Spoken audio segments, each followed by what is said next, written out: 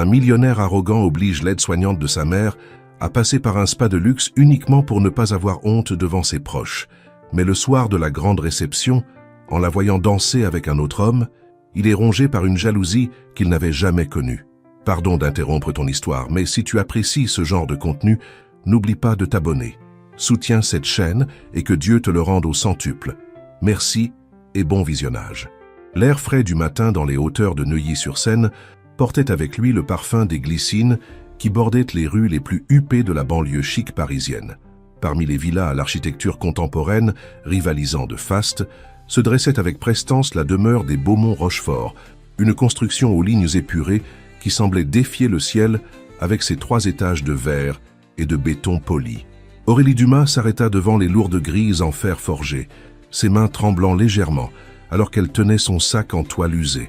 À 26 ans, elle avait travaillé comme aide-soignante dans plusieurs foyers de la région parisienne, mais jamais dans un lieu aussi imposant. Ses chaussures noires usées juraient cruellement avec le marbre clair qui s'étendait à perte de vue depuis l'entrée. « Mon Dieu !» murmura-t-elle pour elle-même, replaçant une mèche de ses cheveux châtains attachés ce matin-là en une simple queue de cheval. Son uniforme blanc, bien que propre et repassé, paraissait modeste et sans éclat, au milieu de tant d'opulence. L'interphone émit un son métallique lorsqu'elle appuya sur le bouton. Une voix féminine, probablement celle d'une employée de maison, l'invita à entrer. Les grilles s'ouvrirent automatiquement, révélant un jardin digne des pages d'un magazine d'architecture. Des plantes méditerranéennes parfaitement alignées, une fontaine centrale au design géométrique et des allées en pierre sombre menant à l'entrée principale. Chaque pas sur les dalles accentuait son sentiment d'infériorité. Les immenses baies vitrées de la maison l'observaient comme des yeux silencieux, reflétant les nuages qui glissaient lentement dans le ciel francilien. Aurélie avait grandi à Montreuil, au cœur de la banlieue populaire, entre immeubles d'habitation et marchés animés. Ce silence feutré l'oppressait. La porte principale, une immense plaque de noyer décorée d'inserts en acier brossé, s'ouvrit avant même qu'elle n'ait eu le temps de sonner. Une femme d'âge mûr, impeccablement vêtue d'un tailleur gris perle, l'accueillit avec un sourire professionnel. « Bonjour, vous devez être mademoiselle Dumas. Je suis Claire, la gouvernante. Monsieur Beaumont-Rochefort vous attend. » Aurélie hocha la tête, déglutissant avec difficulté en suivant Claire à travers un vestibule qui la laissa bouche bée.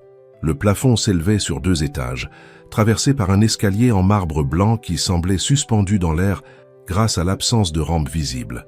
Les murs, peints dans des tons sobres de gris et de blanc cassé, arboraient des œuvres d'art contemporain qui valaient sans doute plus que tout ce qu'elle avait gagné dans sa vie. Ses pas résonnaient doucement sur le sol de marbre, tandis que Claire la conduisait vers ce qui semblait être un bureau. Aurélie tentait de ne pas trop fixer les lieux, mais impossible de ne pas être impressionnée. Tout respirait la perfection. Des vases de cristal de Murano minutieusement disposés au canapé en cuir italien qui semblaient n'avoir jamais servi. « Entrez !» lança une voix masculine depuis l'intérieur du bureau. Aurélie inspira profondément avant de franchir le seuil. La pièce était un sanctuaire de virilité et d'autorité. Étagères en noyer remplies de livres aux reliures luxueuses, un bureau monumental sculpté dans une pièce unique de bois, et derrière lui, un homme dégageant une prestance indiscutable.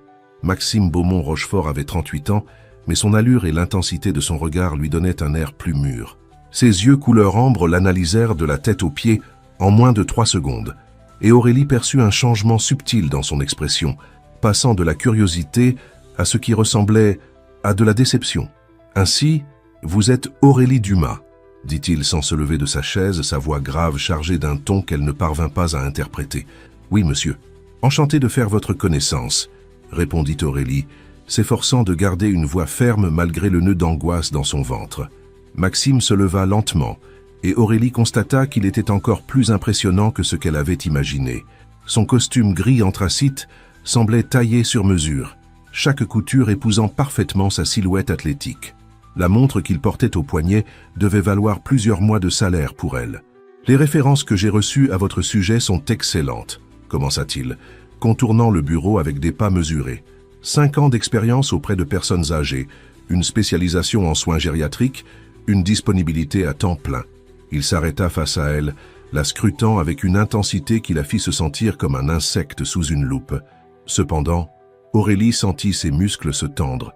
Elle connaissait ce mot, ce ton, Elle avait déjà entendu ce « cependant » dans d'autres entretiens, dans d'autres maisons où son apparence n'avait pas répondu aux attentes implicites, jamais formulées, mais toujours bien présentes.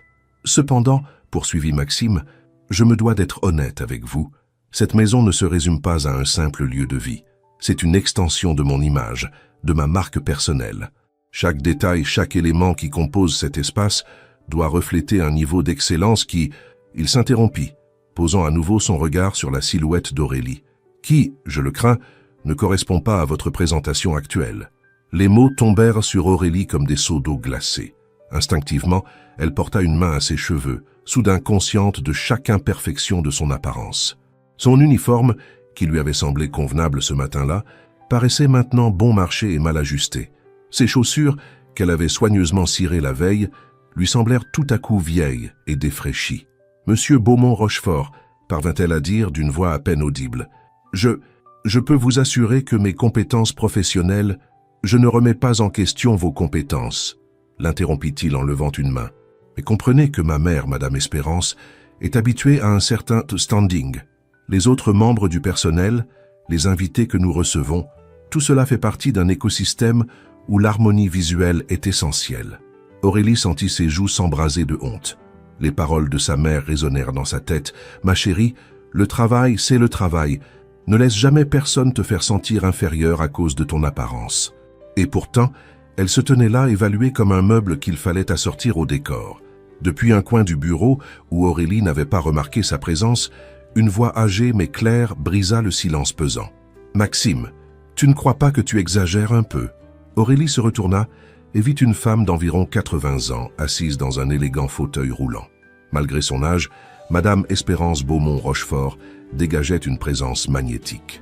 Ses yeux bleus, identiques à ceux de son fils, brillaient d'un mélange de sagesse et de malice. Ses cheveux argentés étaient parfaitement coiffés et elle portait une robe en soie couleur pêche qui mettait en valeur sa peau encore lisse. « Maman, nous discutions de détails opérationnels », répondit Maxime, sa voix nettement plus douce à son égard. « Détails opérationnels », répéta Madame Espérance, avec un sourire qui n'atteignit pas ses yeux. « Quelle manière élégante de dire que tu fais ton snob !» Aurélie ne put retenir une petite étincelle d'espoir. Au moins une personne dans cette maison semblait dotée de bon sens. Maxime soupira, passant une main dans ses cheveux parfaitement coiffés. Aurélie remarqua le léger tremblement de ses doigts, en contraste avec l'assurance qu'il affichait. « Écoutez, mademoiselle Dumas, » dit-il finalement, d'un ton légèrement moins glacial. « Je suis prêt à vous donner une chance, mais à certaines conditions. » Aurélie sentit son cœur s'emballer. Elle avait désespérément besoin de ce travail. Les frais médicaux de son père, les dettes accumulées, le loyer de son petit appartement à Bagnolet, tout dépendait de cet emploi. « Je vous écoute, monsieur », réussit-elle à dire. Maxime retourna à son bureau et ouvrit un tiroir, en sortant ce qui ressemblait à une carte dorée. « Ce week-end, vous irez au Spa Concorde, l'un des établissements les plus exclusifs de Paris. Vous y recevrez un soin complet, relooking, conseil en images, tout ce qu'il faut pour, disons, moderniser votre présentation. » Aurélie sentit le sang lui monter à la tête. Un spa, un relooking, n'était-elle donc pas suffisante telle qu'elle était? Bien entendu, poursuivit-il, tous les frais seront à ma charge. Considérez cela comme un investissement dans votre développement professionnel. Maxime, intervint Madame Espérance d'un ton empreint de désapprobation, je crois sincèrement que c'est ma décision finale, maman. La coupa-t-il, bien que son ton restât respectueux. Puis il se tourna vers Aurélie. Acceptez-vous les conditions? Aurélie ferma les yeux un instant. Elle sentait l'humiliation lui brûler la gorge. L'envie de dire à cet homme arrogant exactement ce qu'elle pensait de lui et de ses conditions. Mais elle voyait aussi le visage soucieux de son père, les factures médicales qui s'accumulaient sur la table de sa petite cuisine, la lettre d'expulsion reçue la semaine dernière. « J'accepte », murmura-t-elle, se haïssant pour la faiblesse de sa voix. Maxime acquiesça, lui tendant la carte dorée. Lorsqu'elle la prit, leurs doigts se frôlèrent et Aurélie sentit une étrange décharge électrique qui la fit retirer la main brusquement. « Parfait. Claire va vous présenter correctement à ma mère et vous expliquera les détails de ses soins. Vous reviendrez lundi, transformée. » Aurélie prit la carte, plus lourde qu'elle ne l'aurait imaginé, probablement en métal véritable. « Spa Concorde. Expérience de transformation totale », lut-elle en lettres dorées. « Une chose encore, ajouta Maxime alors qu'elle s'apprêtait à franchir la porte. J'espère que vous comprenez que ce n'est rien de personnel. J'ai simplement des standards très précis. Aurélie s'arrêta, sans se retourner. Bien sûr, monsieur. J'espère seulement que vos standards incluent de reconnaître la qualité des soins que je prodiguerai à votre mère. Sans attendre de réponse, elle sortit du bureau, la tête haute, même si au fond d'elle, elle avait l'impression d'avoir vendu un morceau de son âme. Madame Espérance fixa son fils avec une expression qu'il connaissait trop bien. « Quoi » demanda-t-il, feignant de se concentrer sur quelques dossiers. « Rien, mon fils.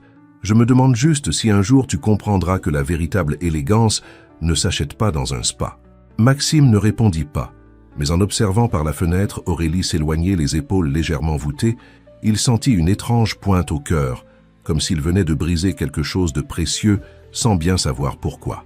Le lundi matin, Maxime relisait quelques documents dans son bureau quand il entendit des voix dans le vestibule principal. Claire parlait avec quelqu'un, mais son ton avait changé, une politesse inhabituelle, presque solennelle. Il fronça les sourcils et consulta sa montre Patek Philippe. 9 heures pile. Aurélie devait être ponctuelle. « Mademoiselle, puis-je vous aider ?» entendit-il Claire demander avec une courtoisie qui lui semblait inhabituelle. Maxime posa les papiers sur son bureau en acajou. Quelque chose clochait. Claire connaissait tout le personnel de la maison. Pourquoi parlait-elle comme si elle s'adressait à une invitée? Il se dirigea d'un pas assuré vers l'entrée, mais s'arrêta net en atteignant l'arche qui séparait son bureau du grand vestibule. Une femme lui tournait le dos, parlant doucement avec Claire. Ses cheveux châtains tombaient en douces ondulations sur ses épaules et elle portait une robe bleu marine, simple mais élégante, qui mettait discrètement en valeur sa silhouette. « Excusez-moi, puis-je vous aider ?» demanda Maxime, ne reconnaissant pas la femme face à lui. Lorsqu'elle se retourna, le monde sembla suspendu un instant. Les yeux couleur miel d'Aurélie le fixèrent avec une expression mêlant nervosité et détermination. Mais il y avait autre chose à présent. Une assurance nouvelle, absente le vendredi précédent. La transformation était saisissante. Sa peau rayonnait d'un éclat naturel, maquillée avec une finesse telle qu'on aurait cru qu'elle ne portait rien. Ses sourcils parfaitement dessinés encadraient des yeux devenus plus lumineux, plus expressifs. Ses lèvres, teintées d'une nuance pêche, esquissèrent un sourire timide mais sincère. « Bonjour, monsieur Beaumont-Rochefort. C'est moi, Aurélie. Je suis de retour du spa, comme convenu. » Maxime sentit une étrange sensation lui serrer la poitrine, un trouble qu'il ne parvenait pas à définir. Ce n'était plus la jeune femme discrète et terne qui avait quitté la maison vendredi. C'était comme s'il avait envoyé une version d'elle-même et qu'une autre personne était revenue. « Bien sûr, réussit-il à dire, tentant de retrouver son sang-froid. J'espère que l'expérience a été satisfaisante. »« Très satisfaisante, merci, » répondit Aurélie. Et Maxime nota même un changement dans sa posture. Elle ne se tenait plus recroquevillée, le regard fuyant. Elle était droite, confiante, élégante. Claire les observait avec un sourire à peine contenu. « Monsieur, si vous le permettez, je vais prévenir Madame Espérance que Mademoiselle Aurélie est arrivée. »« Oui, bien sûr, » murmura Maxime, encore en train d'assimiler la transformation devant lui. Quand ils se retrouvèrent seuls, un silence gênant s'installa. Aurélie jouait nerveusement avec un petit sac en cuir assorti à ses chaussures à talons bas, tandis que Maxime peinait à garder une expression neutre. « Tout va bien, monsieur ?» demanda Aurélie, remarquant son silence. « Parfaitement, » répondit-il peut-être un peu trop vite. « Je vois que le spa a répondu aux attentes. » Aurélie hocha la tête, mais Maxime crut percevoir une lueur dans son regard. De la tristesse, de la rancune. Il n'en était pas certain. « Maxime, mon chéri, Aurélie est-elle arrivée ?» La voix de Madame Espérance retentit depuis l'ascenseur privé, reliant les étages de la demeure. « Oui, maman, elle est là, » répondit-il, soulagé par cette interruption bienvenue. Lorsque Madame Espérance apparut dans son fauteuil roulant électrique, son expression passa de l'attente à la stupéfaction. « Mon Dieu, Aurélie, ma chère, tu es rayonnante. » Pour la première fois depuis son retour, Aurélie sourit sincèrement. « Merci, Madame Espérance, je suis ravi de vous revoir. »« Approche, que je te regarde bien, » dit l'aîné en avançant son fauteuil. « Oh, ma fille, tu es splendide, n'est-ce pas, Maxime ?» Maxime se racla la gorge. Elle a l'air convenable pour le poste. Madame Espérance lui lança un regard qui disait clairement « Tu es un imbécile », mais elle n'ajouta rien. À la place, elle prit les mains d'Aurélie dans les siennes. « Raconte-moi, comment cela s'est passé ? Ce spa est réputé pour être hors de prix. » Ce fut une expérience très enrichissante, répondit Aurélie, choisissant soigneusement ses mots. J'ai appris beaucoup de choses sur le soin de soi et la présentation.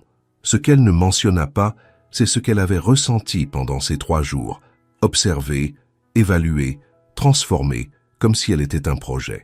Les stylistes, bien que professionnels, avaient été clairs quant à l'objectif, la rendre apte à évoluer dans un univers de luxe. Ils avaient été courtois, mais chaque remarque sur son apparence précédente avait été une petite entaille dans son estime de soi. Le son de la sonnette interrompit le moment. Claire réapparut. « Monsieur Beaumont-Rochefort, les invités pour la réunion de 10 heures sont arrivés. » Maxime consulta sa montre, surpris. Il s'était tellement laissé absorber par l'arrivée d'Aurélie qu'il avait complètement perdu la notion du temps. « Faites-les entrer dans le salon principal. Je vous rejoins dans un instant. » Alors que Claire s'éloignait, Madame Espérance se tourna vers Aurélie. « Ma chère, pourquoi ne viendrais-tu pas avec moi au salon? J'aimerais que tu rencontres quelques personnes importantes. »« Maman, » intervint Maxime aussitôt, « Aurélie est ici pour s'occuper de toi, pas pour faire la conversation. Et c'est précisément pour cela qu'elle devrait connaître les gens qui fréquentent cette maison, » répliqua Madame Espérance d'un ton ferme. « Et puis, je me sens mieux, en bonne compagnie. » Ce n'était pas une suggestion. C'était un ordre déguisé, et Maxime connaissait trop bien ce ton. Quelques minutes plus tard, dans le salon principal décoré d'art contemporain français et de mobilier design, 5 hommes d'affaires s'étaient réunis pour discuter d'un potentiel investissement immobilier. Aurélie poussait doucement le fauteuil de Madame Espérance vers un coin confortable, d'où elle pouvait observer sans déranger. « Messieurs, » annonça Maxime, « ma mère tenait à vous saluer avant que nous commencions. » Les hommes, âgés de 40 à 60 ans, s'approchèrent respectueusement de Madame Espérance. Mais Maxime remarqua vite comment leur regard dérivait inévitablement vers Aurélie. « Madame Espérance, quel plaisir de vous voir, » déclara Romain Mercier, un promoteur immobilier réputé pour son flair des bonnes affaires. « Et pardonnez ma curiosité, mais pourriez-vous nous présenter votre charmante accompagnatrice ?» Madame Espérance sourit avec malice. « Bien sûr, voici Aurélie, mon aide-soignante personnelle. » Leurs visages exprimèrent une surprise sincère. De toute évidence, ils avaient supposé qu'Aurélie était un membre de la famille ou une invitée de marque. « Aide-soignante » demanda incrédule Philippe Durand, associé dans une société d'investissement. « Excusez ma franchise, mademoiselle, mais vous ne correspondez pas vraiment au profil habituel de « quelqu'un dans cette profession », compléta un autre invité. « Vous êtes très élégante. » Aurélie rougit légèrement. « Merci pour le compliment, mais ma priorité reste le bien-être de Madame Espérance. » Une attitude très professionnelle, commenta Mercier, clairement impressionné. « Avez-vous une formation médicale ? » « J'ai étudié les soins gériatriques et j'ai 5 ans d'expérience, » répondit-elle avec assurance. Maxime observait la scène avec une gêne croissante. Les hommes n'étaient pas simplement polis, ils étaient captivés. Ils écoutaient chaque mot d'Aurélie, leur sourire se faisait plus chaleureux, leur regard plus soutenu. « Vous avez de la chance, Maxime, » lança Durand. « Non seulement votre mère est bien entourée, mais en plus avec une présence aussi agréable. »« Très chanceux, » murmura Maxime, la mâchoire imperceptiblement crispée. Aurélie s'excusa doucement pour accompagner Madame Espérance dans ses appartements, promettant de revenir si nécessaire. Tandis qu'elle s'éloignait, Maxime remarqua que les regards des hommes la suivaient jusqu'à ce qu'elle disparaisse dans le couloir. « Quelle transformation !» souffla Mercier. « Depuis combien de temps travaille-t-elle avec vous ?»« Elle a commencé cette semaine, » répondit Maxime d'un ton sec. « Eh bien, félicitations. Il est rare de trouver du personnel aussi présentable et compétent. » Durant le reste de la réunion, Maxime eut du mal à se concentrer sur les chiffres et les projections discutées. Son esprit revenait sans cesse à l'image d'Aurélie interagissant avec ses invités, à la facilité avec laquelle elle répondait à leurs questions, à l'élégance naturelle qu'elle dégageait désormais. Il avait obtenu exactement ce qu'il voulait, qu'elle s'intègre à son univers. Alors pourquoi se sentait-il aussi troublé? Le grand salon de la demeure Beaumont-Rochefort avait été transformé en un décor digne des pages d'un magazine de mode. Des arrangements floraux composés d'orchidées blanches et de pivoines rose pâle s'élevaient de vases en cristal de baccarat, tandis que des candélabres en argent ancien diffusaient une lumière chaude et dorée sur les invités. Dans un coin du salon, un quatuor à cordes interprétait des morceaux classiques qui se mêlaient harmonieusement aux murmures élégants des conversations. Madame Espérance, radieuse dans une robe en soie couleur champagne brodée de fils dorés, recevait les félicitations depuis son fauteuil roulant, spécialement ornée pour l'occasion de rubans satinés. À 93 ans, elle restait le centre de toutes les attentions, avec un sourire qui illuminait la pièce entière. « Félicitations, Madame Espérance !» s'approcha Maître Germain Fleury, sénateur de la République, en lui baisant galamment la main. « Vous êtes resplendissante, comme toujours. »« Tiens, merci, Maître Fleury. À mon âge, chaque anniversaire est une victoire, » répondit-elle avec son humour habituel, déclenchant des rires parmi les invités. Maxime, impeccable dans un smoking noir taillé sur mesure à l'italienne, observait depuis un côté du salon. Son regard balayait régulièrement la pièce, veillant à ce que tout soit parfaitement orchestré. C'était la soirée la plus importante de l'année à la résidence et aucun détail ne pouvait être laissé au hasard. Mais quelque chose, ou plutôt quelqu'un, captait son attention malgré lui. Aurélie se déplaçait discrètement parmi les invités, attentive aux moindres besoins de Madame Espérance, mais si élégante que plusieurs convives l'avaient à nouveau prise pour une invitée de marque. Elle portait une robe cocktail bleu nuit qui sublimait le ton doré de sa peau. Ses cheveux, relevés en un chignon bas élégant avec quelques mèches encadrant son visage, la rendaient sophistiquée, sans ostentation. Les boucles d'oreilles en perles qu'elle arborait avaient été un cadeau de Madame Espérance plus tôt dans l'après-midi. « Maxime, mon frère, tu dois absolument me présenter cette beauté », murmura à son oreille Sacha Hérault, héritier d'une chaîne hôtelière et connu dans les cercles mondains pour son charme et sa capacité à faire fondre les cœurs. À 32 ans, Sacha avait ce sourire qui avait ouvert toutes les portes et levé bien des résistances à travers le pays. « C'est l'aide-soignante de ma mère », répondit Maxime sèchement en sirotant son whisky écossais. « Aide-soignante » Sacha haussa un sourcil. « Sérieusement ? On dirait plutôt un mannequin qui aurait décidé de travailler dans les soins pour se divertir. » Maxime ressentit une pointe d'agacement qu'il ne s'expliquait pas. Elle est très professionnelle dans son travail. « Je n'en doute pas », répondit Sacha avec un sourire en coin, déjà en route vers Aurélie. « Mais cela n'empêche pas un peu de conversation, n'est-ce pas ?» Maxime suivit du regard Sacha, qui s'approchait d'Aurélie, avec cette assurance que seules les années de privilège peuvent conférer. Elle était en train d'ajuster les coussins du fauteuil de Madame Espérance, quand il lui toucha délicatement l'épaule. « Excusez-moi, mademoiselle, nous a-t-on déjà présenté ? Je suis Sacha Hérault. » Aurélie se retourna, surprise. « Enchanté, monsieur Hérault. Je suis Aurélie Dumas. »« Tout l'honneur est pour moi, » dit Sacha en lui prenant la main et en l'effleurant d'un baiser. « Puis-je vous dire que vous êtes absolument radieuse ce soir ?» Maxime nota le léger rougissement d'Aurélie. Il était évident qu'elle n'était pas habituée à ce genre d'attention, encore moins dans un cadre aussi huppé. « C'est très gentil, merci, » répondit-elle avec un sourire timide. « Sacha, mon cher, » intervint Madame Espérance, visiblement amusée par la scène. « Je vois que tu as déjà rencontré mon Aurélie. Votre Aurélie a un sens de la conversation exquis, chère madame, » répondit-il, sans quitter la jeune femme des yeux. « En fait, je me demandais si elle accepterait de danser une valse avec moi. L'orchestre en joue une magnifique en ce moment. » Aurélie jeta un regard nerveux vers Maxime, comme si elle attendait sa bénédiction. Il garda un visage neutre, bien que son estomac se soit soudainement noué. « Je ne crois pas que... » commença-t-elle. « Bien sûr que si, » s'exclama Madame Espérance. « C'est mon anniversaire et je veux voir les jeunes danser. Aurélie, ne sois pas timide. » Sans avoir vraiment le choix, Aurélie prit la main tendue de Sacha. Tandis qu'il se dirigeait vers la piste de danse aménagée au centre du salon, plusieurs invités les suivirent du regard. Ils formaient un couple remarquable. Lui, grand et athlétique, avec ses cheveux châtain clair parfaitement coiffés et un sourire capable de faire fondre des glaciers. Elle, gracieuse et naturelle, dégageant une élégance spontanée.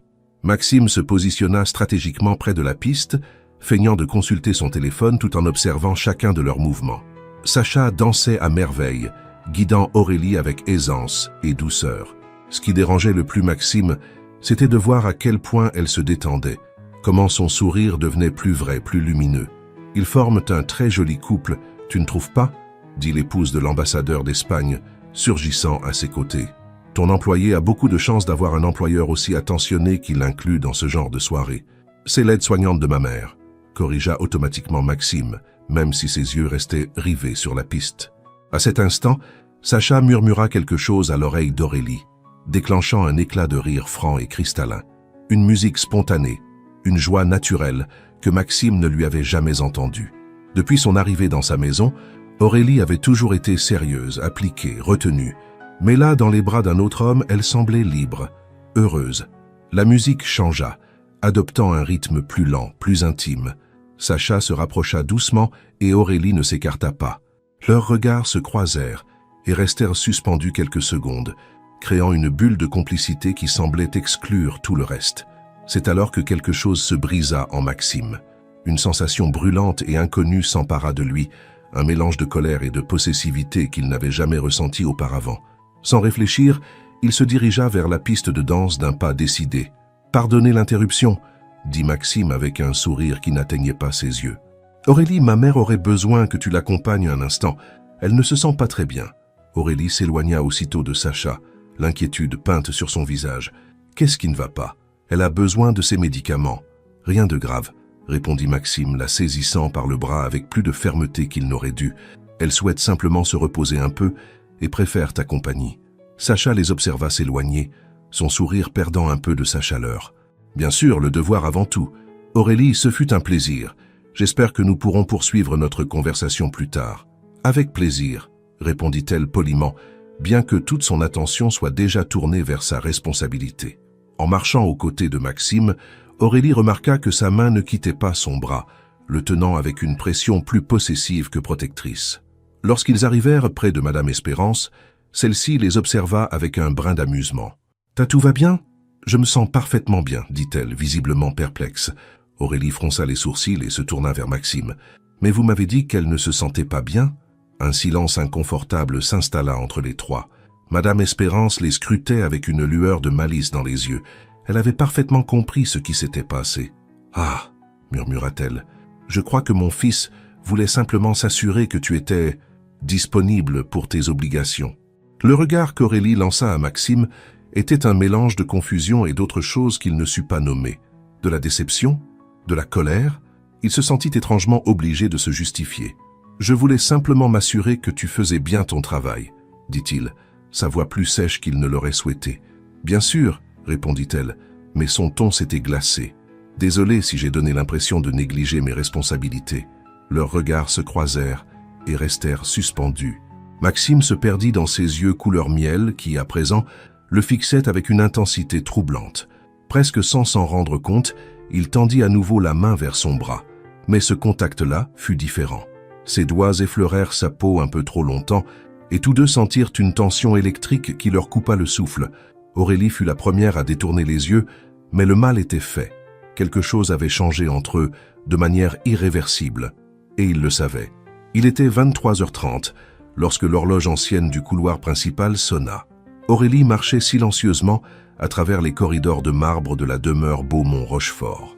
Entre ses mains, elle portait un plateau d'argent sur lequel reposait une tasse de tisane à la camomille et au miel, un rituel du soir que Madame Espérance respectait depuis des décennies pour mieux dormir. La maison semblait différente à cette heure.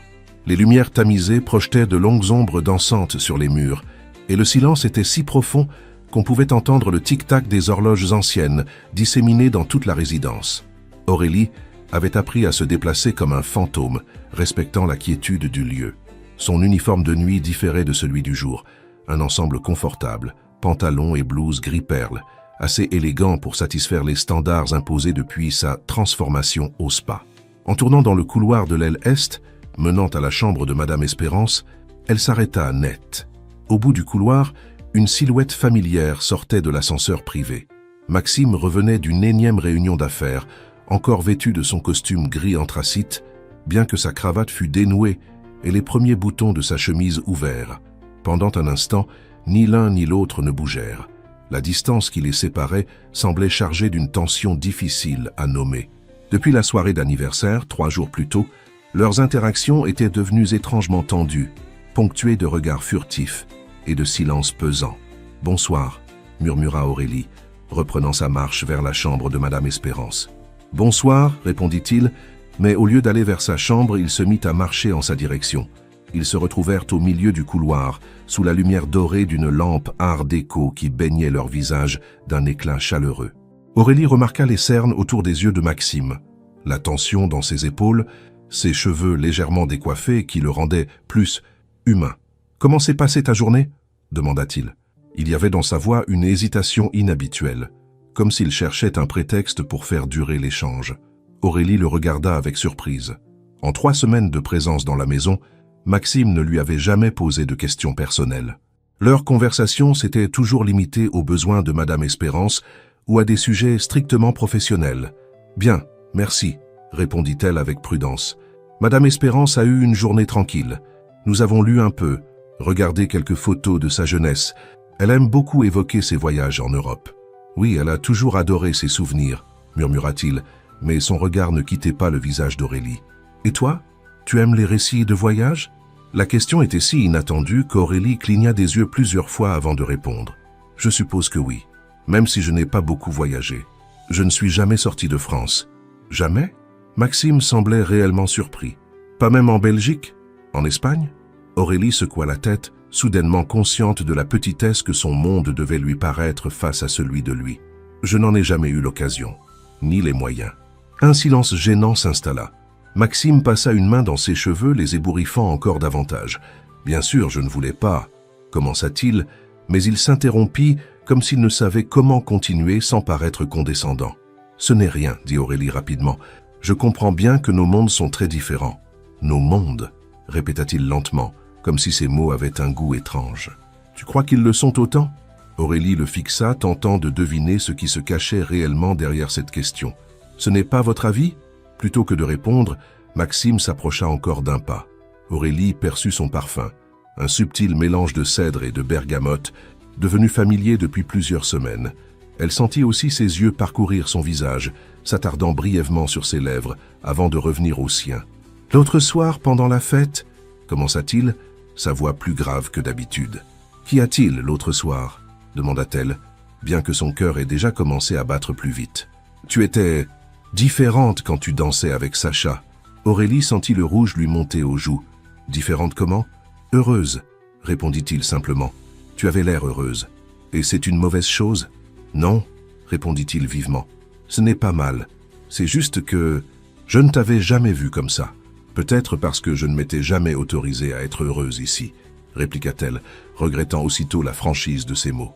Maxime la regarda comme s'il venait de recevoir une gifle. « Que veux-tu dire par là ?» Aurélie soupira, consciente qu'il était trop tard pour faire marche arrière. « Rien, monsieur. Oubliez ça. »« Non, dis-le-moi, » insista-t-il, s'approchant encore. À présent, ils étaient aussi proches qu'Aurélie distinguait les éclats dorés dans ses yeux noisettes. « Tu n'es pas heureuse ici ? C'est compliqué, » murmura-t-elle, baissant les yeux vers le plateau qu'elle tenait toujours entre ses mains. « Compliqué comment ?» Aurélie leva lentement les yeux, croisant son regard brûlant. « Parce que vous me faites me sentir... » Elle s'interrompit brusquement, consciente d'être sur le point de franchir une ligne interdite. « Que te fais-je ressentir ?» demanda-t-il à voix basse. Au lieu de répondre, Aurélie tenta de passer, reprenant sa route vers la chambre de Madame Espérance. Mais en passant près de lui, leurs mains se frôlèrent lorsqu'il tendit le bras pour la retenir. Le contact fut un choc. Ils restèrent figés, leurs mains toujours jointes, les regards ancrés l'un dans l'autre.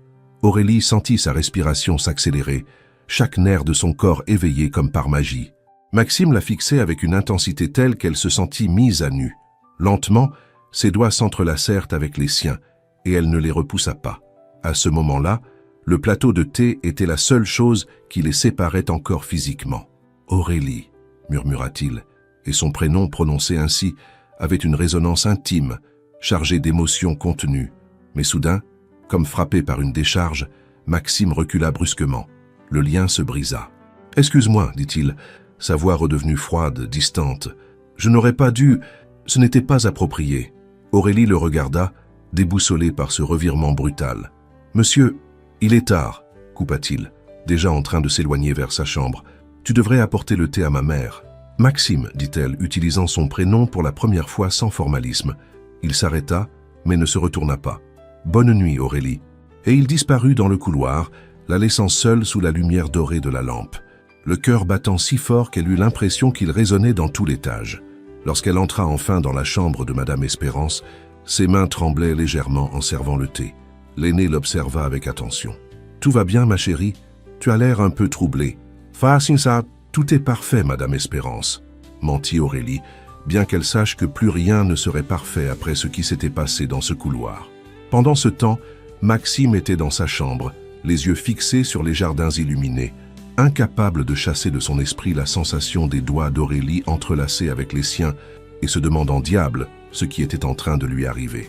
La bibliothèque de la demeure Beaumont-Rochefort exhalait une élégance intemporelle, avec ses étagères en noyer montant jusqu'au plafond, remplies de premières éditions et de volumes reliés en cuir. Les fauteuils Chesterfield en cuir cognac étaient disposés avec soin autour d'une table basse en acajou, sur laquelle reposaient quelques revues médicales spécialisées que Maxime avait disposées en prévision de la rencontre. Aurélie ajustait les coussins du fauteuil de Madame Espérance quand elle entendit des voix d'hommes s'approcher dans le couloir. 5 jours s'étaient écoulés depuis leur échange nocturne, et depuis, Maxime s'était comporté avec une distance professionnelle glaciale. Elle avait remarqué comment il évitait ses regards et limitait leurs échanges à l'essentiel strict concernant les soins à prodiguer à sa mère. « Maman, je voudrais te présenter quelqu'un de très spécial », annonça Maxime en entrant dans la bibliothèque, suivi d'un homme d'une quarantaine d'années à l'allure assurée et raffinée. Le docteur Émile Vasseur incarnait parfaitement l'élite médicale parisienne. Ses cheveux poivre et sel étaient soigneusement coiffés vers l'arrière, il portait un costume italien irréprochable et ses yeux gris dégageaient une intelligence froide et calculée. Son sourire impeccable d'un point de vue esthétique ne touchait cependant pas ses yeux. « Madame Espérance, c'est un honneur de vous rencontrer enfin », dit le docteur Vasseur, s'avançant d'un pas mesuré pour lui baiser poliment la main. « Maxime m'a beaucoup parlé de vous. »« Le plaisir est pour moi, docteur », répondit Madame Espérance, bien que le ton de sa voix trahisse une légère tension que seule Aurélie sembla remarquer. La vieille dame avait toujours été très intuitive face aux gens. « Maman, le docteur Vasseur est l'un des gériatres les plus respectés de Paris », expliqua Maxime. « Il a étudié à Johns Hopkins et s'est spécialisé dans la médecine préventive pour personnes âgées. Je pense qu'il serait excellent pour superviser ton suivi médical régulier. » Aurélie sentit une pointe d'inquiétude. Depuis les 3 semaines qu'elle travaillait ici, la santé de Madame Espérance s'était révélée stable grâce aux soins de son médecin habituel, le docteur Lemaître, un praticien d'un certain âge, de confiance, qui la suivait depuis plus de 10 ans. « Qu'est-il arrivé au docteur Lemaître ?» demanda Madame Espérance, posant exactement la question qu'Aurélie avait en tête. « Rien de grave », répondit Maxime rapidement. « Je pense simplement que tu mérites une prise en charge plus spécialisée, avec des méthodes plus modernes. » Le docteur Vasseur acquiesça d'un air grave. « La gériatrie a énormément évolué ces dernières années, Madame Espérance. Il existe aujourd'hui de nouveaux protocoles et traitements capables d'améliorer considérablement votre qualité de vie. »« Ma qualité de vie me convient parfaitement, merci, » répliqua Madame Espérance avec son humour sec habituel. « Bien entendu, » sourit le médecin. Mais Aurélie capta dans son regard une lueur qui ne lui plut pas. « Mais il y a toujours une marge de progression, surtout à votre âge. » C'est alors que le docteur Vasseur remarqua enfin la présence d'Aurélie, restée discrètement à côté du fauteuil roulant. « Et vous devez être l'aide-soignante, » dit-il, la scrutant de haut en bas comme s'il évaluait mentalement une liste de défauts. « Avez-vous une formation médicale formelle ?»« J'ai étudié les soins gériatriques, » répondit Aurélie d'un ton parfaitement professionnel, « et j'ai 5 ans d'expérience dans l'accompagnement des personnes âgées. »« Soins infirmiers, » répéta le docteur d'un ton subtilement condescendant. « Bien, cela suffit sans doute pour les tâches élémentaires. » Aurélie sentit ses joues chauffer, mais se contint. « Je m'occupe de tous les aspects des soins de Madame Espérance. Médication, kinésithérapie, nutrition, stimulation cognitive, naturellement, » la coupa-t-il avec un sourire dénué de chaleur. « Mais maintenant que je prends la direction du dossier médical, quelques ajustements seront nécessaires dans vos protocoles. » Maxime observait l'échange avec une satisfaction visible. Le docteur Vasseur coordonnera tous les aspects médicaux. « Aurélie, j'espère que tu pourras t'adapter à ces directives. »« Bien entendu, » murmura-t-elle, bien qu'un sentiment croissant d'inconfort s'installe dans son ventre. Durant l'heure suivante, le docteur Vasseur procéda à un examen complet de Madame Espérance, lui posant des questions détaillées sur sa routine, sa médication, ses habitudes. Aurélie remarqua qu'il prenait des notes constantes dans un carnet de cuir et que ces questions semblaient moins destinées à vérifier son bon état qu'à chercher des failles. « Je vois qu'elle prend un bon nombre de compléments alimentaires », commenta-t-il en examinant les flacons qu'Aurélie gardait soigneusement ordonnés sur un plateau. « Qui a prescrit cette combinaison ?»« Le docteur Lemaître et moi avons mis ce régime en place au fil des années, » répondit Madame Espérance. « Et je m'en porte très bien. »« marmonna le docteur en griffonnant davantage. « Il y aurait beaucoup à optimiser ici. Certains de ces compléments sont dépassés. » Aurélie fronça les sourcils. Elle connaissait chaque complément, ses effets, ses interactions. Le régime de Madame Espérance était équilibré et soigneusement adapté. « Pourriez-vous nous laisser seuls un instant ?» demanda soudainement le docteur Vasseur. « J'aimerais aborder certains points médicaux sensibles avec Madame Espérance. » Maxime hocha la tête. « Bien sûr. Aurélie, peux-tu patienter à l'extérieur ?» Aurélie regarda Madame Espérance, qui lui lança un regard difficile à interpréter, puis acquiesça en silence. Une fois hors de la pièce, elle resta près de la porte, non pas pour espionner, mais parce qu'un instinct professionnel puissant lui disait qu'elle devait rester à portée. 20 minutes plus tard, ils sortirent de la bibliothèque. Madame Espérance paraissait légèrement confuse, ce qui, chez elle, était extrêmement rare. « Tout va bien ?» demanda Aurélie, s'approchant rapidement. « Parfaitement », répondit le docteur Vasseur avant même que Madame Espérance ne puisse parler. « Nous avons simplement ajusté quelques protocoles. À partir de demain, un nouveau traitement médicamenteux sera mis en place, ainsi que quelques thérapies complémentaires. »« Quel type de thérapie ?» demanda Aurélie. « Il s'agit d'informations médicales confidentielles, » répliqua le docteur avec un sourire froid. « Je suis certain que Maxime vous expliquera ce que vous devez savoir pour vos fonctions de base. » Aurélie eut l'impression de recevoir une gifle. « Pardon, docteur, mais mon travail ne se limite pas à des fonctions de base. Je suis responsable du bien-être global de Madame Espérance. »« Ça vous étiez responsable ?» corrigea sèchement le docteur Vasseur. « Je supervise désormais toutes les décisions médicales importantes. Votre rôle devient plus auxiliaire. » Maxime, qui observait l'échange en silence, finit par intervenir. « Aurélie, le docteur Vasseur est un professionnel hautement qualifié. Je suis sûr que vous saurez collaborer efficacement. » Mais quelque chose dans sa voix trahissait un doute, comme s'il ne croyait pas lui-même à ce qu'il disait. Ce soir-là, Aurélie remarqua les premiers changements.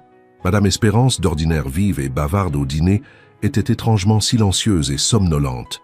Lorsqu'Aurélie lui demanda si elle allait bien, l'aînée la regarda avec des yeux un peu vitreux. « Juste un peu fatiguée, ma chérie, » murmura Madame Espérance. « Le docteur m'a donné quelque chose de nouveau pour les nerfs. » Pour les nerfs, Aurélie fronça les sourcils. « Vous avez toujours été très sereine. »« C'est aussi ce que je pensais, » souffla Madame Espérance. « Mais il dit que je souffre d'anxiété, subclinique ou un mot du genre. » Une alarme se déclencha dans l'esprit d'Aurélie. Elle connaissait suffisamment Madame Espérance pour savoir que cela ne lui ressemblait en rien. La vieille dame n'avait jamais présenté de signes d'anxiété. Au cours des 3 jours suivants, les symptômes s'aggravèrent. Madame Espérance montra des épisodes de confusion, particulièrement le matin. Son appétit chuta brutalement, et Aurélie remarqua que ses mains tremblaient légèrement lorsqu'elle tentait des gestes simples. Lorsqu'Aurélie exprima ses inquiétudes à Maxime, il les balaya rapidement. Le docteur Vasseur dit qu'il s'agit de réactions normales pendant la période d'adaptation aux nouveaux médicaments, expliqua-t-il sans la regarder dans les yeux. Mais Aurélie savait que quelque chose n'allait pas. Son instinct professionnel, aiguisé par 5 années passées à s'occuper de personnes âgées, lui criait que Madame Espérance était soit surmédicamentée, soit maltraitée. Ce soir-là, alors qu'elle aidait Madame Espérance à se préparer pour la nuit, l'aînée saisit sa main avec une force surprenante. « Aurélie » murmura-t-elle, ses yeux exceptionnellement clairs et lucides. « Il y a quelque chose qui cloche. Je ne me sens plus moi-même. »« Je sais » souffla Aurélie, serrant doucement sa main. « Je sais, et je vais découvrir ce qui se passe. » Alors que Madame Espérance s'endormait, Aurélie prit une décision. Elle allait enquêter pour comprendre exactement quels médicaments le docteur Vasseur administrait. Et, si nécessaire, elle trouverait un moyen de protéger la femme qu'elle considérait désormais comme une grand-mère, quelles qu'en soient les conséquences pour son emploi. La pièce qui servait autrefois d'atelier à Madame Espérance avait été transformée en cabinet médical improvisé. Les toiles et les pinceaux avaient disparu, remplacés par un bureau métallique, un brancard pliable et divers instruments médicaux posés sans logique apparente. Aurélie avait toujours trouvé cette désorganisation étrange, surtout venant d'un médecin qui se présentait comme méticuleux et méthodique. Ce mardi matin-là, Aurélie accompagna Madame Espérance à sa 3e consultation avec le docteur Vasseur. L'aîné se déplaçait avec une lenteur inhabituelle, s'appuyant davantage sur les accoudoirs de son fauteuil. Ses yeux, d'ordinaire vifs et pleins d'esprit, étaient devenus ternes et lointains. « Bonjour, Madame Espérance », salua le docteur Vasseur avec son sourire calibré. « Comment vous sentez-vous aujourd'hui ?»« Fatiguée », murmura-t-elle, la voix à peine audible. « Très fatiguée. »« C'est tout à fait normal », répondit-il en prenant des notes sans même la regarder. L'organisme a besoin de temps pour s'habituer aux ajustements médicamenteux. Aurélie fronça les sourcils. Docteur, avec tout le respect que je vous dois, Madame Espérance n'avait jamais présenté un tel niveau de fatigue. Hier, elle s'est endormie 3 fois en pleine conversation. Le docteur Vasseur la fixa d'un regard glacial. Mademoiselle Dumas, j'apprécie votre sollicitude, mais je dois vous rappeler que je suis ici le seul professionnel médical qualifié. La fatigue est un symptôme fréquent chez les patients de son âge. Mais elle ne présentait aucun de ces symptômes avant que vous... Avant que je quoi? L'interrompit le docteur Vasseur, son ton virant au menaçant. Vous remettez en question mes compétences médicales? Le cœur d'Aurélie s'accéléra. Non, docteur. J'exprime simplement mes observations en tant qu'aide-soignante principale. Vos remarques ont été entendues, répondit-il sèchement. Maintenant, si vous voulez bien m'excuser, j'ai besoin d'examiner ma patiente en privé. Je préfère rester, déclara Aurélie d'un ton ferme. Il est de ma responsabilité d'être présente lors de tous les actes médicaux. Le docteur Vasseur la fixa avec un regard qui frisait l'hostilité. Ce ne sera pas nécessaire. En fait, j'insiste pour que vous attendiez dehors. Aurélie se tourna vers Madame Espérance, qui peinait à garder les yeux ouverts. Tout dans son instinct professionnel lui criait de ne pas laisser la vieille dame seule avec cet homme. Madame Espérance, dit-elle doucement, souhaitez-vous que je reste? L'aînée leva les yeux avec effort, et un éclat de lucidité traversa brièvement son regard. Oui, murmura-t-elle. Reste, ma chérie. Le docteur Vasseur serra la mâchoire manifestement contrariée. Très bien, mais restez silencieuse et n'intervenez pas. Pendant les 20 minutes suivantes, Aurélie observa avec une inquiétude croissante le déroulement de l'examen.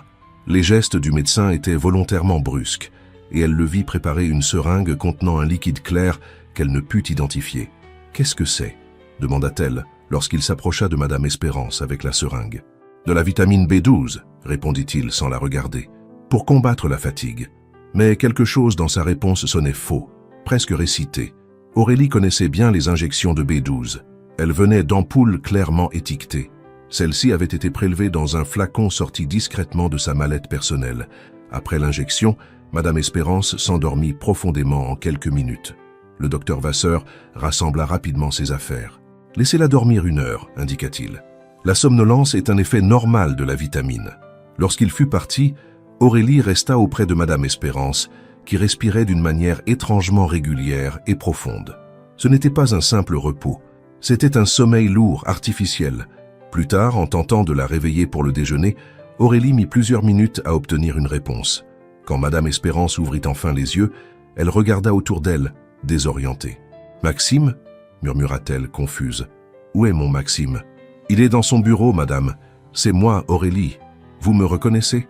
La vieille femme l'observa longuement, les yeux embués, avant qu'un éclair de lucidité ne traverse son visage. « Aurélie, oui, bien sûr, pardon, ma chérie. Je me sens tellement perdue ces derniers temps. » Ce soir-là, Aurélie décida d'en parler à Maxime. Elle le trouva dans son bureau, penché sur des documents, la lumière de sa lampe de travail dessinant des ombres sous ses yeux fatigués. « Monsieur Beaumont-Rochefort, je dois vous parler de votre mère. » Maxime leva les yeux et Aurélie remarqua ses cernes prononcées. « Que se passe-t-il? Je suis très inquiète. Son comportement change. Ses épisodes de confusion s'aggravent. Aujourd'hui, elle a mis plusieurs minutes à me reconnaître. » Maxime soupira, se passant une main dans les cheveux. « Le docteur Vasseur m'a expliqué qu'une période d'adaptation difficile était possible. C'est normal à son âge. Mais, monsieur, j'ai accompagné de nombreux patients âgés, et ce que je vois n'est pas normal. Les médicaments qu'il lui administre... » « Aurélie, l'interrompit-il d'une voix lasse mais ferme, Émile est un ami d'université. C'est l'un des meilleurs gériatres du pays. J'ai une confiance totale en son jugement. »« Et pas en moi ?» demanda-t-elle, la frustration perçant dans sa voix. Maxime la fixa un instant. « Tu es une excellente aide-soignante, mais lui, c'est un médecin. Il y a une différence. » Aurélie se sentit comme frappée. « Je comprends, » murmura-t-elle. « Désolée de vous avoir dérangé. » Alors qu'elle s'éloignait, elle entendit la voix de Maxime derrière elle. « Aurélie, je sais que tu tiens à ma mère, et ça compte beaucoup pour moi. » Mais ces paroles ne suffisaient plus. Elle avait compris qu'elle devrait gérer cette situation seule. Le lendemain, pendant une rare période de lucidité, Madame Espérance serra la main d'Aurélie avec une étonnante fermeté. « Aurélie, il faut que je te dise quelque chose d'important, » murmura-t-elle en jetant un coup d'œil vers la porte pour s'assurer qu'elles étaient seules. « Je vous écoute, madame. Il y a quelque chose qui cloche avec ce docteur. Je ne me sens plus comme avant. C'est comme si ma tête était enveloppée dans du coton. Aurélie sentit un soulagement étrange. Elle n'imaginait pas les choses. Que pouvons-nous faire? Madame Espérance se redressa difficilement dans son fauteuil. Dans le tiroir secret de mon bureau, chuchota-t-elle, il y a un carnet bleu. Je l'ai caché au docteur. Avec des mains tremblantes, Aurélie ouvrit le compartiment dissimulé derrière une moulure décorative. À l'intérieur, elle trouva un petit carnet en cuir bleu marine. « J'ai tout noté », expliqua Madame Espérance. « Chaque fois que je me sens étrange, chaque médicament qu'il me donne, chaque nouveau symptôme, les dates, les heures, tout. » Aurélie feuilleta le carnet avec une angoisse croissante. Les annotations révélaient un schéma clair de détérioration, correspondant précisément au début du traitement prescrit par le docteur Vasseur. « Madame Espérance, c'est une preuve que quelque chose va très mal. »« Je sais, » murmura la vieille dame, « mais mon fils a une confiance aveugle en cet homme.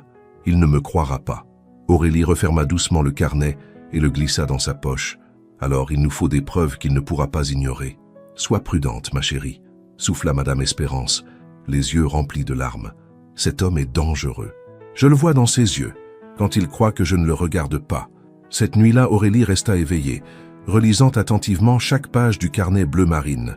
Les notes montraient un schéma systématique de surmédication, accompagné de symptômes sans justification médicale claire. Elle comprit qu'il ne s'agissait pas de négligence. C'était bien plus grave, une manipulation intentionnelle, méthodique, d'une personne âgée vulnérable. Avec le carnet caché sous son matelas et une détermination farouche au creux du ventre, Aurélie prit une décision. Elle allait enquêter, seule s'il le fallait. Peu importait si elle perdait son poste, elle ne laisserait personne nuire à Madame Espérance tant qu'elle serait là pour la protéger. Depuis 3 nuits, la bibliothèque de la maison Beaumont-Rochefort était devenue le refuge nocturne d'Aurélie. Tandis que Madame Espérance dormait sous l'effet des traitements du docteur Vasseur, elle étudiait chaque note du carnet, prenait des annotations et tentait de croiser les symptômes avec les changements de médication pour constituer un dossier irréfutable. Il était déjà passé minuit ce vendredi lorsqu'elle entendit des pas résonner sur le marbre du couloir. Son cœur se serra. Elle craignait que ce soit le docteur Vasseur qui avait pris l'habitude de passer en soirée surveiller l'évolution de l'état de la patiente. D'un geste rapide, elle dissimula le carnet entre les pages d'un volume de littérature française du XIXe siècle. À sa grande surprise, ce fut Maxime qui apparut dans l'embrasure de la porte. Il portait une chemise blanche froissée et un pantalon de costume, comme s'il revenait tout juste du travail. Son visage était tiré par la fatigue, mais quelque chose dans son regard trahissait une inquiétude sincère. « Aurélie, que fais-tu encore debout à cette heure ?» demanda-t-il en s'approchant lentement. « Je n'arrivais pas à dormir, » répondit-elle avec honnêteté. « Je pensais à votre mère. » Maxime poussa un profond soupir et s'installa dans le fauteuil en face du sien, de l'autre côté de la table basse en acajou. La lumière douce de la lampe de lecture projetait des ombres sur son visage, accentuant les rides de tension autour de ses yeux. « Moi aussi, » admit-il. « Aujourd'hui, quand je suis rentré, elle ne m'a même pas reconnu. Il lui a fallu presque 5 minutes pour se souvenir de qui j'étais. » Aurélie ressentit un mélange de soulagement et d'urgence. Enfin, Maxime commençait à voir ce qu'elle avait constaté depuis des semaines. « Monsieur Beaumont-Rochefort, puis-je vous parler franchement ?» Il la fixa. « Je vous en prie. » Elle inspira profondément, consciente que ses paroles pourraient lui coûter sa place, mais elle ne pouvait plus se taire. « Je pense que le docteur Vasseur fait du mal à votre mère, délibérément. » Le silence qui suivit fut si lourd qu'Aurélie entendit le tic-tac de l'horloge du hall. Maxime la regarda comme si elle venait de l'accuser d'un crime. « C'est une accusation extrêmement grave, » dit-il enfin d'une voix tendue. « Je le sais, » répondit Aurélie, sortant le carnet d'entre les pages du livre, « et j'ai des preuves. » Les yeux de Maxime se posèrent sur le carnet bleu. « Qu'est-ce que c'est ?»« Votre mère l'a rédigé en secret. Elle y a noté chaque symptôme, chaque médicament, chaque changement depuis que le docteur Vasseur a commencé son traitement. » Les mains légèrement tremblantes, Aurélie ouvrit le carnet et lut quelques extraits parmi les plus alarmants. « Lundi 15 octobre, nouvelle injection. Je me sens confuse, étourdie. Je ne me souviens plus du prénom de Claire. Mardi 16 octobre, nouvelle pilule bleue. Tremblement dans les mains.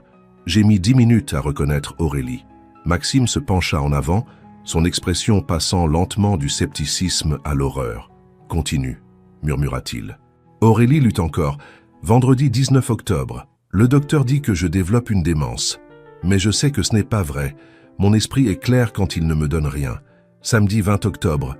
Je l'ai entendu au téléphone. Il a parlé de précipiter le processus. Seigneur, souffla Maxime en se frottant le visage des deux mains, pourquoi ne m'as-tu pas montré cela plus tôt? J'ai essayé, dit-elle, incapable de dissimuler sa frustration. Mais vous aviez foi en lui. Vous avez dit qu'il était votre ami? Il l'est. Enfin, je le croyais. Maxime se leva brusquement et se mit à faire les 100 pas. Émile et moi avons étudié ensemble. Nous avons vécu en colocation 2 ans. Pourquoi ferait-il une chose pareille? Aurélie referma le carnet et le regarda droit dans les yeux. Je ne sais pas pourquoi, mais il faut le découvrir avant qu'il ne soit trop tard. Maxime s'immobilisa devant elle.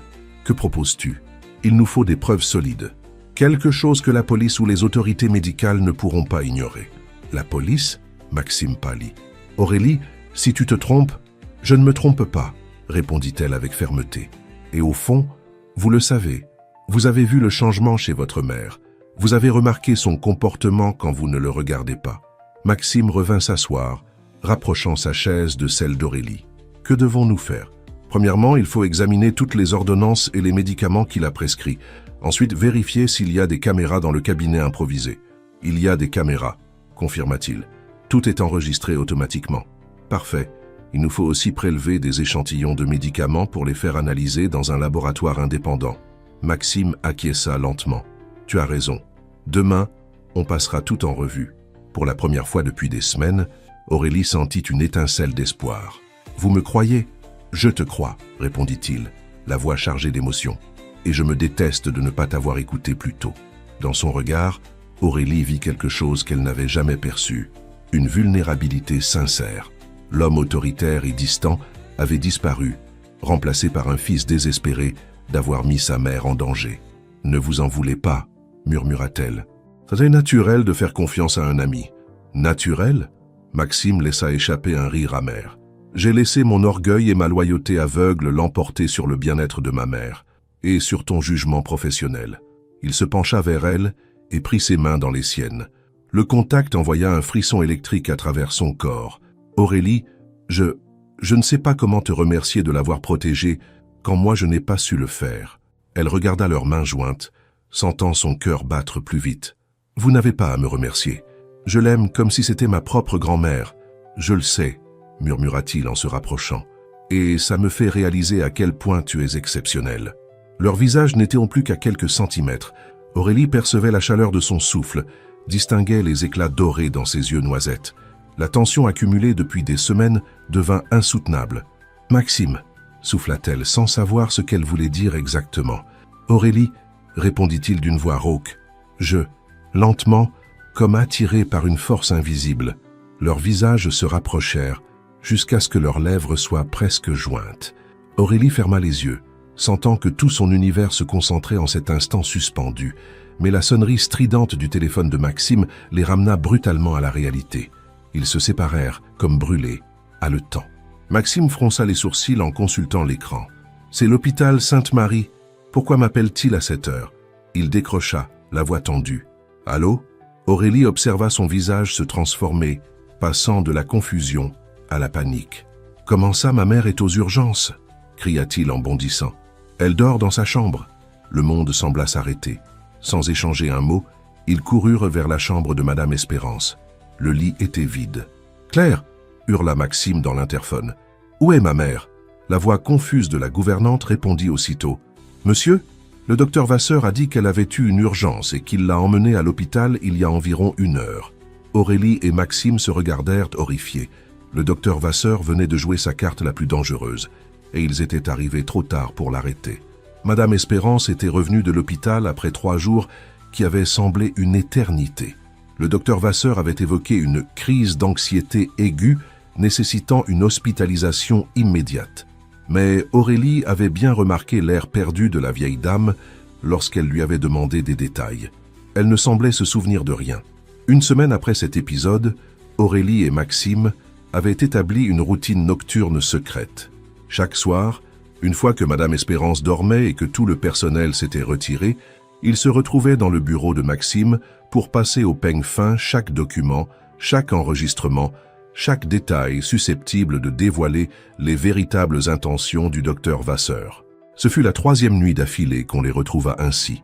Aurélie assise à même le sol, entourée de papiers et d'extraits bancaires, pendant que Maxime consultait les vidéos de surveillance sur son ordinateur portable. La lumière chaude de la lampe de bureau créait une bulle d'intimité et de concentration intense. « Regarde ça », murmura Aurélie, tenant un relevé bancaire entre ses doigts, tremblant. Il y a un virement de 500 000 pesos sur le compte du docteur Vasseur, daté exactement 1 semaine avant le début de son traitement avec votre mère. Maxime se rapprocha aussitôt, s'agenouillant à côté d'elle pour examiner le document. Sa proximité la rendit soudainement consciente de son parfum, mêlé à la fatigue de ses longues heures de travail. Maximiliano se acercó inmediatamente, arrodillando-se junto a ella para examinar el documento. Su proximidad hizo que Aurora fuera consciente del aroma de su colonia, mezclado con el cansancio de largas horas de trabajo. « D'où vient cet argent ?» demanda Maxime, la voix à peine plus forte qu'un murmure, pour ne pas alerter le reste de la maison. « C'est ça qui est étrange, » répondit Aurélie, glissant son doigt sur la ligne du virement. « Il n'y a aucune information sur l'origine. On dirait qu'il est apparu de nulle part. » Leurs doigts se frôlèrent accidentellement lorsque Maxime prit le document, et cette décharge familière parcourut de nouveau leur corps. Pourtant, aucun des deux ne se recula. « Il y a autre chose ici, » dit Maxime en retournant vers son ordinateur. « Regarde cette vidéo du cabinet improvisé. Tu vois comment il prépare l'injection. » Aurélie se pencha vers l'écran, son épaule effleurant celle de Maxime.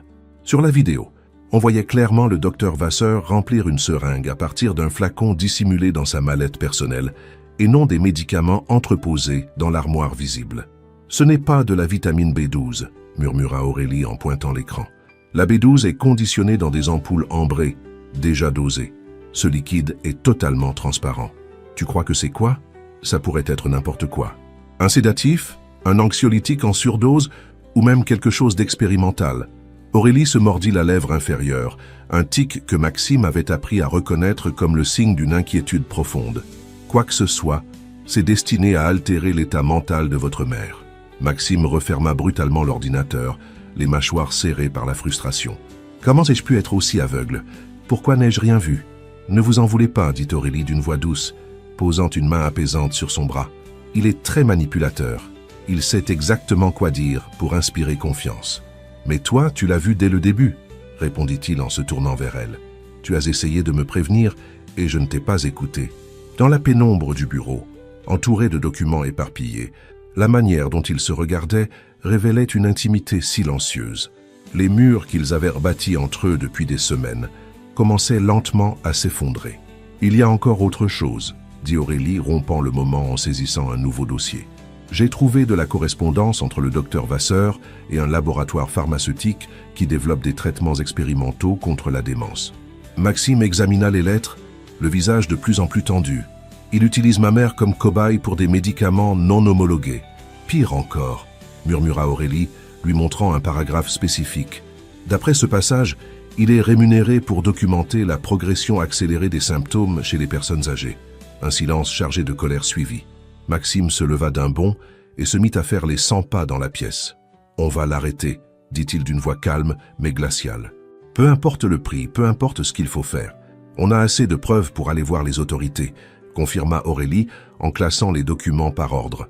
Les relevés bancaires, les enregistrements vidéo, la correspondance médicale et le carnet de ma mère.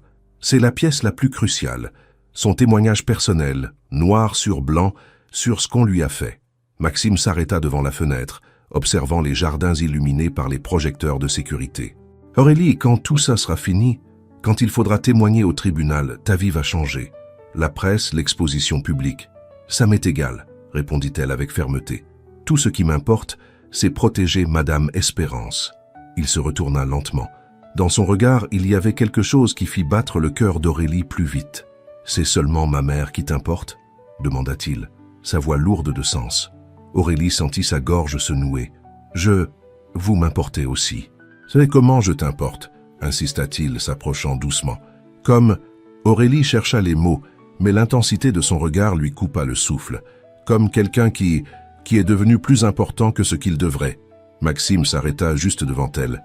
Plus important que ce qu'il devrait, on est très différents. murmura-t-elle. On vient de mondes opposés. Quand tout ça sera terminé, vous serez toujours le riche Maxime Vega Saint-Laurent, et moi je resterai Aurélie Delgado du 14e arrondissement. Et tu crois que ça compte? Demanda-t-il en levant la main pour effleurer sa joue. Ça devrait compter, souffla-t-elle, mais elle ne se dégagea pas de sa caresse. Mais en vérité, ça ne compte pas, n'est-ce pas? Murmura-t-il en se rapprochant encore. Aurélie ferma les yeux, se laissant porter par la douceur de ses doigts qui dessinaient des lignes invisibles sur sa peau. Non, admit-elle enfin, ça ne compte pas. C'est à ce moment précis que l'interphone du bureau grésilla, brisant la bulle fragile qui les enveloppait. « Monsieur Maxime, excusez-moi de vous déranger si tard, mais le docteur Vasseur est là. Il dit que Madame Espérance a fait une autre crise et qu'il doit la voir immédiatement. » Aurélie et Maxime se séparèrent brusquement, le charme rompu par le retour brutal à une réalité froide et dangereuse. « Il est 3 heures du matin, » murmura Maxime en regardant sa montre. « Quelle urgence médicale justifie une visite à une heure pareille? »« Aucune urgence réelle, » répondit Aurélie en ramassant rapidement les documents éparpillés. Il panique. Il a dû remarquer que quelque chose a changé. Qu'est-ce qu'on fait? Aurélie termina de ranger les preuves dans le coffre-fort que Maxime avait ouvert pour l'occasion. On agit comme si de rien n'était, mais cette fois, j'enregistrerai chaque mot qu'il dira. En se dirigeant vers la chambre de Madame Espérance, Maxime prit brièvement la main d'Aurélie. « Quand tout ça sera fini, murmura-t-il, on reprendra cette conversation. » Aurélie serra doucement sa main en retour.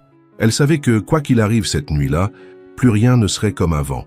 Ils avaient réuni les preuves nécessaires, mais aussi quelque chose de bien plus rare, la certitude que ce qu'ils ressentaient l'un pour l'autre était réel, profond et inévitable. Le grand salon de la demeure Vega Saint-Laurent n'avait jamais accueilli une réunion aussi tendue.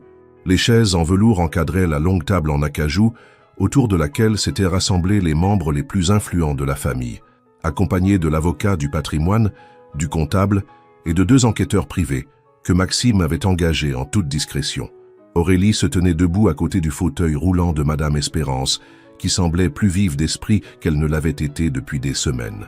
Ils avaient décidé de suspendre temporairement les traitements du docteur Vasseur, sous prétexte de laisser la patiente se reposer, et les résultats étaient évidents. Ses yeux brillaient d'intelligence et de lucidité. Le docteur Émilien Vasseur entra dans la pièce avec son assurance habituelle, bien qu'Aurélie remarqua un léger tremblement dans ses mains lorsqu'il salua l'assemblée. Il portait sa mallette médicale et son sourire trop bien rodé qui peinait désormais à masquer son inquiétude. « Je ne comprends pas toute cette mise en scène, » dit-il en s'asseyant. « Je croyais qu'il s'agissait d'une simple réunion familiale. » Maxime se leva à l'extrémité de la table, les yeux fixés sur celui qu'il avait considéré comme un ami pendant des années. « Émilien, cette réunion te concerne directement, ainsi que le traitement que tu as administré à ma mère. »« Moi ?» Le docteur arqua un sourcil avec une surprise simulée. « Maxime, je ne sais pas ce qu'on t'a raconté, mais mes soins ont toujours été professionnels et appropriés. »« Appropriés ?» intervint Aurélie, sa voix claire et assurée. « Vous trouvez approprié d'administrer à une femme âgée des substances expérimentales non approuvées ?» Le docteur Vasseur la toisa avec un mépris à peine dissimulé. « Mademoiselle Delgado, votre manque de formation médicale vous rend inapte à évaluer des protocoles aussi complexes. »« Peut-être, » répliqua Aurélie, « mais je ne suis pas inapte à reconnaître la manipulation et l'abus. »« C'est absurde !»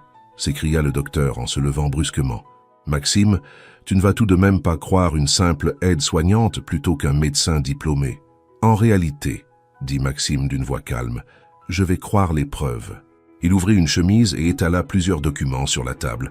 D'abord, nous avons les relevés bancaires qui prouvent un virement suspect vers ton compte, Émilien.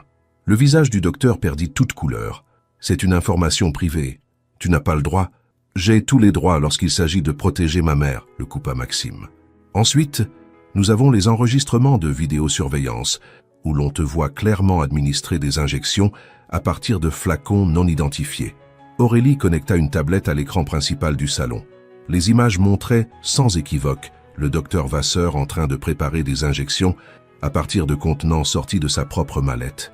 C'est de la vitamine B12, issue d'un laboratoire spécialisé, balbutia-t-il.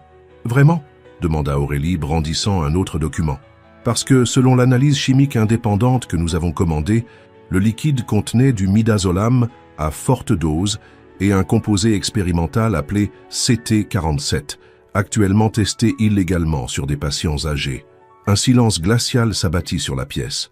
Les membres de la famille observèrent le médecin avec une consternation croissante, tandis que la vérité se dévoilait inexorablement. « Mais la preuve la plus éloquente, poursuivit Maxime, la voici. » Madame Espérance, d'une voix claire et assurée, commença à lire dans son carnet bleu. « J'ai noté chaque symptôme étrange, chaque moment de confusion, chaque fois où je me suis sentie étrangère à moi-même. Date, heure, tout coïncide parfaitement avec vos visites, docteur Vasseur. »« C'est un complot !» cria le médecin, à bout de nerfs. « Une vieille sénile et une aide-soignante ambitieuse qui veulent détruire ma réputation. »« Sénile ?» répondit Madame Espérance avec un sourire dangereux. « Docteur, je peux réciter par cœur chaque médicament que vous m'avez administré, chaque mensonge que vous m'avez raconté, et chaque instant où j'ai cru perdre la tête à cause de vous. » Aurélie s'avança avec un dictaphone à la main. « Et nous avons aussi ceci. L'enregistrement de votre appel téléphonique de mardi dernier, où vous discutez des résultats prometteurs de la phase expérimentale avec un représentant des laboratoires Nexus. » Le masque de calme du docteur Vasseur s'effondra complètement. « Vous ne pouvez rien prouver. Ce ne sont que des coïncidences. »« Des coïncidences ?» demanda Maxime en s'approchant, la voix chargée d'une colère glacée. « C'est une coïncidence si ma mère a développé des symptômes de démence pile au moment où tu as commencé ton traitement? C'est une coïncidence si elle s'améliore dès qu'on arrête tes médicaments ?» Au même moment, la sonnette de la demeure retentit. Carmen apparut discrètement pour annoncer que la police était arrivée, comme prévu. « Vous n'avez pas le droit de faire ça !» hurla le docteur Vasseur en se dirigeant vers la porte. « Je suis un médecin respecté. »« Tu l'étais, » corrigea Aurélie. « Maintenant tu es un criminel qui a abusé d'une femme âgée vulnérable. » Lorsque les officiers pénétrèrent dans le salon, Maxime leur remit l'ensemble des preuves réunies. Le docteur Vasseur fut arrêté malgré ses protestations et ses menaces, les poignets menottés dans le dos, tandis qu'il était escorté hors de la maison. Une fois la police repartie, un silence chargé d'émotions s'abattit dans le salon. Madame Espérance attrapa la main d'Aurélie, les yeux embués de larmes. « Merci, ma chère, tu m'as sauvé la vie. Je n'ai fait que ce qui était juste, » murmura Aurélie, elle aussi émue. Maxime observait la scène, un mélange de soulagement, de gratitude et d'un sentiment bien plus profond se lisant sur son visage. Il s'approcha d'Aurélie, prit son visage entre ses mains. « Tu n'as pas seulement sauvé ma mère, » souffla-t-il, conscient que toute la famille les observait. « Tu m'as sauvé, moi aussi. » Ignorant les regards, sans se soucier des barrières sociales qu'il avait jadis crues infranchissables, Maxime embrassa Aurélie avec toute la passion et la reconnaissance qu'il avait contenue pendant des semaines. Le baiser était doux mais intense, imprégné de toutes les émotions partagées lors des longues nuits d'enquête, de toutes les tensions et de l'amour né entre eux sans qu'ils ne s'en rendent compte. Lorsqu'ils se séparèrent, Madame Espérance applaudit doucement depuis son fauteuil roulant. « Il était temps », murmura la vieille dame avec un sourire satisfait. « Il était temps que mon fils comprenne que le véritable amour ne s'achète pas avec de l'argent, ni ne se mesure à un nom de famille. » Aurélie regarda Maxime, ses joues rosies, mais ses yeux brillants de bonheur. Ils avaient trouvé non seulement la justice pour Madame Espérance, mais aussi la vérité sur ce qu'ils ressentaient l'un pour l'autre. 3 semaines s'étaient écoulées depuis l'arrestation du docteur Émilien Vasseur et la demeure Vega Saint-Laurent respirait enfin une paix qu'elle n'avait pas connue depuis longtemps.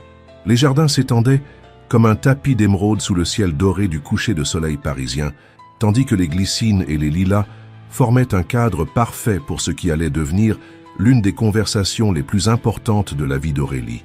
Elle marchait lentement sur les allées de pierre, observant les derniers rayons du soleil colorer le paysage de nuances d'ambre et de vieux roses. Ses pas la menèrent naturellement jusqu'à la fontaine centrale où l'eau dansait doucement, créant de petits arcs-en-ciel dans les gouttes capturant la lumière du soir. Madame Espérance avait retrouvé toute sa vivacité et sa clarté d'esprit. Ce matin même, elle avait insisté pour préparer elle-même des crêpes à la fleur d'oranger, une recette de famille qu'elle n'avait pas réalisée depuis des années. La cuisine s'était remplie de rire et du parfum sucré de la cannelle et des raisins secs, rappelant à Aurélie que la vie était véritablement revenue dans cette maison. « Je me doutais que je te trouverais ici », dit la voix familière de Maxime derrière elle. Aurélie se retourna lentement et découvrit un homme radicalement différent du PDG distant et glacial qu'elle avait rencontré des mois plus tôt. Maxime s'avançait les mains dans les poches, vêtu simplement d'un jean sombre et d'une chemise blanche, les cheveux décoiffés par la brise du soir. « C'est mon endroit préféré de toute la maison », avoua Aurélie en désignant la fontaine. « Ici, tout semble possible. » Maxime s'arrêta à ses côtés, et pendant de longues minutes, ils restèrent en silence, observant l'eau former des cercles concentriques à la surface du bassin. « Aurélie, dit-il enfin, la voix emplie d'une émotion rare chez lui, il faut que je te dise quelque chose. » Elle le regarda attentive, sentant qu'il cherchait les mots justes. « Pendant des années, j'ai construit des murs autour de mon cœur. Je croyais que le contrôle, l'argent, le statut social étaient les seules choses importantes. » Il s'interrompit, passant une main dans ses cheveux. « Mais toi, tu es arrivé comme un ouragan silencieux et tu as fait voler en éclats tout ce que je croyais savoir sur moi-même. » Aurélie sentit son cœur s'accélérer, mais elle resta silencieuse, lui laissant l'espace pour continuer. « Quand j'ai failli perdre ma mère par arrogance, quand j'ai failli te perdre à cause de ma fierté, j'ai compris que je vivais une vie vide. » Ses yeux miel croisèrent les siens. « Tu m'as montré que la vraie richesse n'est pas dans un compte bancaire, mais dans les gens qu'on aime et qui nous aiment sans condition. »« Maxime, » murmura Aurélie, mais il leva doucement la main. « Laisse-moi finir, s'il te plaît. » Il prit ses mains entre les siennes. « Tu n'as pas seulement sauvé ma mère, tu m'as sauvé de moi-même. Tu m'as montré que je pouvais être vulnérable, que je pouvais ressentir, que je pouvais aimer. » Les larmes montèrent aux yeux d'Aurélie alors qu'il poursuivait. « Je t'aime, Aurélie Delgado de Montmartre. Je t'aime pour ta force, ta compassion, ton courage d'affronter mes torts. Je t'aime pour la manière dont tu prends soin de ma mère comme si elle était la tienne, pour la chaleur et la vie que tu as apportées à cette maison. Te amo, Aurora Delgado de Xochimilco. Te amo por tu fuerza, por tu compasión, por tu valentía para enfrentarte a mí cuando estaba equivocado. Te amo por la manera en que cuidas a mi madre como si fuera tuya, por cómo has traído vida y calidez a esta casa fría. Je t'aime aussi, murmura Aurélie, incapable de retenir ses larmes. Mais nous sommes tellement différents. Différents? Maxime sourit en s'approchant davantage d'elle, peut-être dans le passé, sur le papier ou aux yeux des autres, mais sur ce qui compte vraiment, nous sommes exactement pareils. Nous croyons tous les deux en la famille, en la loyauté, en l'amour véritable. Le soleil s'était presque entièrement couché, baignant le jardin dans une lumière dorée magique, digne d'un conte de fées. « Aurélie, » dit Maxime en prenant son visage entre ses mains, « je ne veux pas que tu sois mon employé, je ne veux pas que tu sois mon aide-soignante. Je veux que tu sois ma compagne, ma femme, la mère de mes futurs enfants. » Aurélie le regarda stupéfaite. « Tu es en train de me demander. Je te demande de m'épouser, » confirma-t-il avec un sourire qui transformait son visage tout entier. « Je te demande qu'on construise une vie ensemble, qu'on remplisse cette maison d'amour et de rire, qu'on prenne soin de ma mère tous les deux et qu'on crée notre propre famille. »« Oui, » murmura Aurélie, riant et pleurant à la fois. « Oui, oui, 1000 fois oui. » Maxime la prit dans ses bras et la fit tournoyer, tous deux riant comme des enfants. Lorsqu'il la reposa doucement au sol, leurs lèvres se trouvèrent dans un baiser qui n'était semblable à aucun autre. Ce baiser était une promesse, un engagement, le sceau d'un amour né de l'adversité et renforcé par la vérité. Ils se séparèrent seulement pour reprendre leur souffle, leurs fronts appuyés l'un contre l'autre, souriant, comme s'ils venaient de découvrir le secret du bonheur. « Tu sais ce que je préfère dans tout ça ?» demanda Aurélie en caressant doucement sa joue. « Quoi donc ? C'est que tu ne m'as pas remplacé par un spa, » plaisanta-t-elle, ce qui les fit éclater de rire. Depuis la terrasse du 2e étage, Madame Espérance les observait avec un sourire rempli de satisfaction profonde. Une tasse de chocolat chaud entre les mains, ses yeux brillaient de larmes de bonheur. « Enfin, » murmura-t-elle pour elle-même, « mon fils obstiné a compris que le véritable amour ne se commande pas, ne se contrôle pas. Il suffit de le laisser fleurir. » Alors que la première étoile du soir apparaissait dans le ciel mauve, Aurélie et Maxime restèrent enlacés près de la fontaine, rêvant ensemble de leur avenir. La maison, autrefois froide et silencieuse, résonnait désormais de promesses d'amour, de rire et d'un bonheur qu'aucun des deux n'aurait cru possible. Dans les jardins du 16e arrondissement parisien, sous les étoiles qui commençaient à scintiller, deux âmes que tout semblait opposer avaient trouvé dans l'amour la force de créer leur propre monde, où seules comptaient ce qu'elles ressentaient l'une pour l'autre. Et ainsi, dans une demeure au cœur de Paris, une histoire née de préjugés et de malentendus s'acheva sur la plus belle des promesses, que l'amour véritable trouve toujours le moyen de triompher.